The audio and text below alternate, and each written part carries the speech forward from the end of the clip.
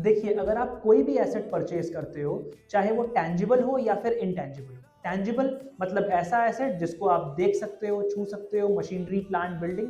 और इनटैंजिबल मतलब ऐसा एसेट जो आप देख नहीं सकते, सिर्फ आप फील कर सकते हो, जैसे कि गुडविल, पेटेंट, ट्रेडमार्क। तो अगर किसी भी तरीके के एसेट को आप परचेज करते हो, तो ऑब्वियस है कि एक समय के बाद धीरे धीरे उसकी वैल्यू कम होना शुरू हो जाएगी। इसी रिडक्शन इन वैल्यू को हम लोग बोलते हैं डेप्रिसिएशन। तो अगर टैंजिबल एसेट्स की वैल्यू यानी कि मशीनरी, प्लांट, बिल्डिंग, इनकी वैल्यूज में कोई कमी आ रही है, समय के साथ वैल्यू कम हो रही है, तो इसे हम लोग बोलेंगे डेप्रिसिएशन।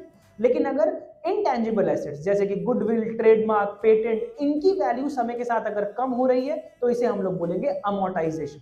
अब ये वैल्यू कम होती क्यों है? बहुत सारे रीजन है। पहला रीजन ये है कि जब आप कोई एसेट परचेज करते हो, तो धीरे धीरे due to normal wear and tear use करते करते वो एसेट अपनी इफिशियंसी कम कर देता है और उसे यूज करने में हमें दिक्कत आने लगती है या फिर हमारी प्रोडक्टिविटी कम हो जाती है। दूसरा रीजन ये है कि नई टेक्नोलॉजी के आने से पुरानी ऑटोमेटिकली आउटडेटेड हो जाती है, ऑब्सोलीट हो जाती है। तो normal wear and tier, obsolescence, ये सारे कुछ कारण होते हैं एसेट की वैल्यू के कम होने के। तो अगर टैंजिबल एसेट की वैल्यू कम हो रही है तो डेप्रिसिएशन, और इनटैंजिबल एसेट की वैल्यू कम हो रही है तो अमोर्टाइजेशन।